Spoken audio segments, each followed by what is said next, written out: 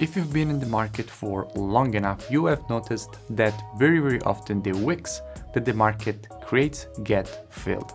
And in today's video, we will be diving deep on this concept. So to understand why the wicks get filled and most importantly, how to capitalize on those moves. Now, if you're new to the channel, I'm a top author on the TradingView platform and I share free education and analysis on all my platforms each and every day. So I suggest you subscribe, you watch the video until the end because it will be filled with value.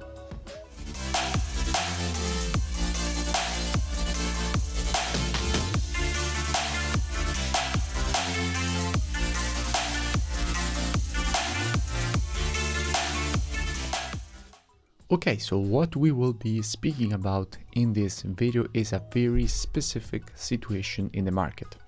And we will be approaching it with a live market example of the situation that we currently have on USDCHF, so that not only you will understand this concept, but you will also take a practical application of it in real-time market to be looking for a potential trading opportunity on USDCHF. So I really suggest that you stick to the video until the end.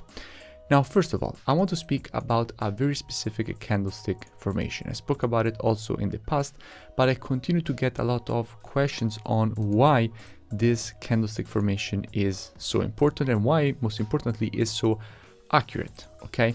Now, if you have a candle that has this shape, okay, has a body and the wick is more than 50% of the size of the body, okay, you have a candle like this or the exact same thing but to the opposite side.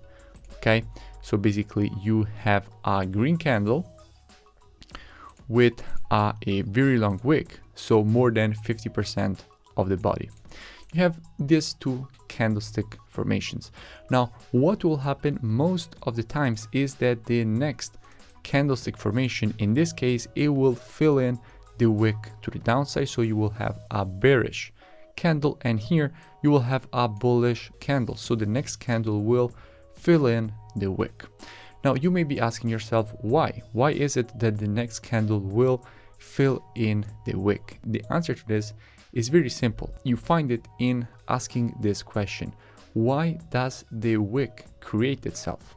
The wick gets created because you have a retracement on lower time frames. What does it mean? It means that this wick, let's say you have this candlestick formation on the weekly time frame, okay? You have a weekly candle that looks like this. Why is it that most of the times the next candle will fill in the wick? Because the wick indicates a retracement, meaning that if this is the candle that you have on the daily, on the weekly, on the daily time frame, you will have an impulse and a correction, okay? You will have the impulse and the wick is the correction. And here, same thing. Why is it that the next candle fills in the wick? Because you have an impulse and the wick indicates a retracement on a lower time frame. So if you have this candle on the weekly, you will have a daily impulse, daily retracement. And why does the next candle fill in the wick? Because the next candle is simply the daily continuation of the trend, the continuation, so the completion of the impulse, correction and impulse pattern to the upside in this case and to the downside in this case. Now, if it is still not clear, I will now show you a live example so they will be for sure clear. Now look at here, look at what we have here.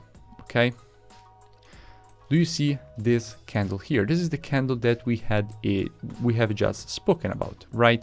You have a candle, in this case is red, as we said. Green is the exact same concept, and you expect the next one to fill in the wick. But what does this wick that you see here on the weekly time frame actually indicate on the daily time frame? Now, if you go on the daily, you can see that this wick that you had on the weekly, on the daily time frame, is simply a daily retracement. Okay, it's simply a daily retracement. So this wick here, that is the daily retracement, we expected to get filled. So we expect basically the market on the daily time frame to complete this impulse correction and at least try to start a new impulse to the downside and basically fill in the wick that we had on the weekly. And in fact, that is what the market has done, right? It has already tried to fill in the wick, at least most of it, because 90% of the times on lower time frames, if you have a daily time frame that has an impulse and a correction, you expect the next impulse to the downside at least to start. It doesn't mean that the market will necessarily create a new lower low, but at least the market is supposed to start the retracement to the downside. Now, if you remember, I made a breakdown on TradingView when the market was around this area. And by the way, if you don't remember anyway, I will link it in description so you can go and check it out. And what did I say? I said there is definitely the opportunity from this area to be looking for potential shorting opportunities, because if the market will start the move to the downside anyway, we will have the possibility to be risk-free on the trade. And now there is again another opportunity to be looking for a potential setup on USDCHF. So let's perform a full breakdown on this pair. Now, first of all, we already spoke about what we have from a weekly perspective.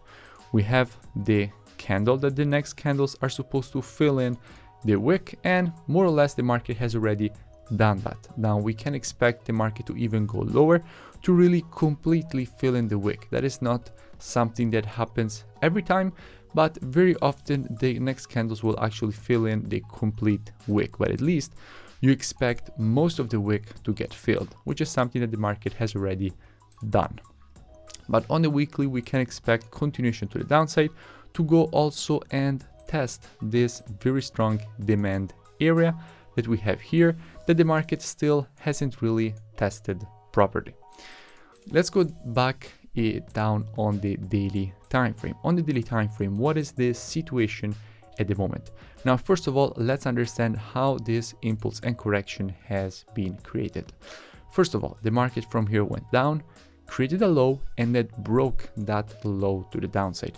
Now, if a level is respected in the market, is a level of support. But when that support gets broken to the downside, that support is turned resistance. So here we have a level of previous support to resistance that the market respected and rejected to the downside. Another thing, if you have an impulse and you want informations on the retracement, what are you supposed to be doing? Taking your Fibonacci on the impulse. So from the high to the low of the impulse. And what you can see that the market retraced exactly to the 0.618 Fibonacci retracement. So the previous support now turned resistance that was rejected aggressively to the downside. Another important thing to say, from here, we definitely wanted to see the market make the move to the downside.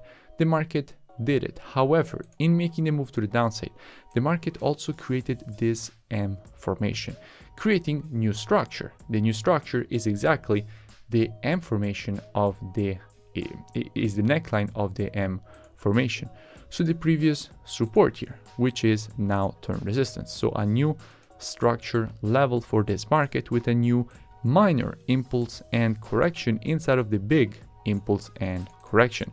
And from here, you can expect the continuation to the downside. Now, if we go and see what we have from a COT perspective, so commitment of traders, what big banks and institutions are currently doing on the CHF and on the USD, what we can see, first of all, if we check the data for the CHF, we can see that we were sitting at 8.9k net positions, and now we are at only 1.6. Why? What have we seen? We have seen clearly shorts getting increased on the CHF, which is not good for our USD CHF outlook to the downside. So this is immediately something that tells us that we have to be extra careful if we are to be looking for potential shorts on USD CHF, considering that the wick has almost already filled completely. And if we check out what we have for the longs actually have been decreased, which is even worse. Now, why do I say this? Because all currencies on the spot are traded against the USD. So if you check the data for the CHF, what you're actually checking is CHF USD. So if you want information on USD CHF, you just have to swap everything. So what this means is that hedge funds have actually been longing lately USDCHF, which means that we might be seeing an accumulation inside of this area for a move to the upside. Now, will this happen before the market completes the impulse and correction, or after? Usually is after. Usually we will see first the market complete the pattern and then start the move to the upside. But in general, immediately that is something that needs to put us in a situation in which we are extra careful in what we are looking for. So as usual, we have now analyzed the weekly and daily time frame. Now, as usual, monthly, weekly, and daily are for direction. The 4 hours is for entry. In this case, on the monthly, there is not much to say, simply that the market has rejected this previous support here from a monthly perspective, not from resistance. So again, more continuation to the downside is expected. However, also it has rejected already the previous low. So not much to say at the moment on the monthly, simply it is bounded inside of this support and resistance, but it's a huge area. So not much information from the daily, from the monthly. That is why I hadn't analyzed it. But let's go on the daily and make just a quick recap of what we have seen up to now. We have the possibility to make the move to the downside and complete the patterns. However, we have to be careful. Now, as usual, monthly, weekly, and daily for direction.